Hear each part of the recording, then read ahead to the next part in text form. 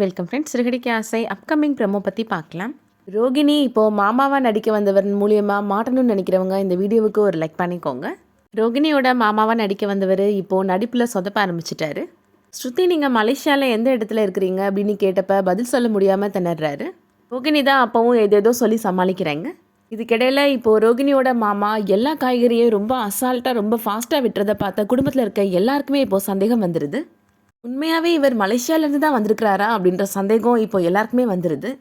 முத்துவுக்கு ஆரம்பத்துலேருந்தே ரோகிணி மேலே ஒரு சந்தேகம் இருந்துகிட்டே தான் இருந்தது. இப்போது ரோகிணியோட மாமான் நடிக்க வந்தவர் வேற சொதப்பி வைக்கிறாரு. இப்போது அவரோட சந்தேகம் இன்னும் கூட்டிகிட்டே போகுது. இவர் யாருன்ற உண்மை தெரிஞ்சே ஆகணும் அப்படின்னு முடிவு பண்ணுறாரு முத்து. செல்வமும் முத்துவும் இப்போது ரோகிணியோட மாமாவை வெளியில் கூட்டிகிட்டு போகிறாங்க. செல்வமும் முத்துவும் இப்போது ட்ரிங்க்ஸ் அடிச்சிட்ருக்குறாங்க. உங்களுக்கு வேணாமா அப்படின்ற மாதிரி கேட்குறாங்க.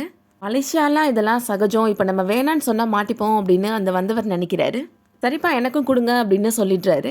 இதுக்கிடையில் செல்வத்துக்கு இப்போது ஒரு வீடியோ கால் வருது. நம்ம ஃப்ரெண்ட்ஸ் தான் கூப்பிட்றாங்கடா அப்படின்னு சொல்லி வீடியோ காலில் பேசிகிட்டு இருக்கிறாரு செல்வம். செல்வத்தோட ஃப்ரெண்ட்ஸ் இப்போது அங்கே ப்ரௌன் மணி உட்காந்துட்டு இருக்கிறத பார்க்குறாங்க. இது நம்ம கரைக்கடை ப்ரௌன் மணி ஆச்சே, அந்த ஆள் எப்படி அங்கே கிராமத்துக்கு வந்தார் அப்படின்னு கேட்டுட்ருக்குறாங்க. முத்து இப்போது யோசிக்கிறாரு. அந்த பார்லர் அம்மாவோட மலேசியா மாமான்ல இந்த ஆளை பற்றி சொன்னாங்க அப்படின்னு நினைக்கிறாரு. நம்ம ஃப்ரெண்ட்ஸ் என்னடானா இவர் சென்னையில் கறிக்கடை வச்சுருக்கதா சொல்கிறாங்க அப்படின்னு சந்தேகம் வந்துடுது முத்துவுக்கு. டவுட்டை இப்போ கிளியர் பண்ணியே ஆகணும் அப்படின்னு முடிவு பண்ணுறாரு முத்து. ரோகிணி மாமாவா நடிக்க வந்தவர் கேட்க கேட்க ட்ரிங்க்ஸை கொடுத்துட்டே இருக்கிறாரு முத்து. நல்லா இப்போ அவர் போதையில் உளர ஆரம்பிச்சிடுறாரு. மலேசியாலாம் எப்படி இருக்கும், நம்ம இந்தியா மாதிரி தான் இருக்குமா, அங்கே எப்படி இருக்கும் கிளைமேட் எல்லாம் அப்படின்னு விசாரிக்கிறாரு முத்து. நான் எங்கப்பா மலேசியாவுக்குலாம் போயிருக்கிறேன் அப்படின்னு சொல்கிறார் அவர். இந்த ரோகிணியும் ரோகிணியோட ஃப்ரெண்டும் தான் 2 நாளைக்கு முன்னாடி என்னை வந்து பார்க்க வந்தாங்க அப்படின்னு சொல்கிறாரு. மணிரத்னா படத்தில் எனக்கு சான்ஸ் வாங்கி கொடுக்குறதா சொன்னாங்க அப்படின்னு சொல்கிறாரு. அந்த படத்தில் நடிக்க போகிறதுக்கு முன்னாடி சின்னதாக ஒரு ஆடிஷன் நடத்த போகிறதா சொன்னாங்க. அதுக்காக தான் நான் ரோகிணி மாமாவாக நடிக்கிறதுக்காக மலேசியாவிலேருந்து வந்த மாதிரி நடிக்க சொன்னாங்கப்பா அப்படின்னு உளறிடுறாரு.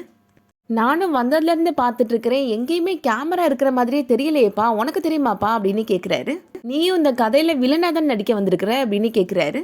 இந்த ப்ரௌன் மணி பேசுகிற எல்லாத்தையுமே இப்போது செல்லில் வீடியோ எடுத்துக்கிறாரு முத்து. மலேசியாவிலேருந்து மாமா வந்திருக்கிறாரு அப்படின்னு ஒரு ஆளை நடிக்க வச்சு ரோகிணி ஃப்ராடுத்தனம் பண்ண உண்மை இப்போ முத்துவுக்கு புரிய வருது. எதுக்காக அந்த பொண்ணு இந்த மாதிரி மலேசியாவிலேருந்து மாமா வந்திருக்கிறாங்கன்னு பொய் சொல்லி நடிக்க வைக்கணும் அப்படின்னு யோசிக்கிறாரு. முத்து செல்வத்திட்ட பாத்தியா செல்வம், நான் சந்தேகப்பட்டது சரியாக போச்சு அப்படின்னு சொல்கிறாரு. ரோகிணி மேலே ஆரம்பத்துலேருந்தே எனக்கு ஒரு டவுட் இருக்க தான் செஞ்சிச்சு அப்படின்னு சொல்கிறாரு. எதுக்காக இந்த மாதிரி மலேசியாவிலேருந்து வந்திருக்கிறாரு மாமா, நான் மலேசியா பொண்ணு அப்படின்னு பொய் சொல்லி இந்த பொண்ணு எல்லாரும் ஏமாற்றணும், அந்த உண்மையை நான் கண்டிப்பாக தெரிஞ்சாகணும் அப்படின்னு முடிவு பண்ணுறாரு.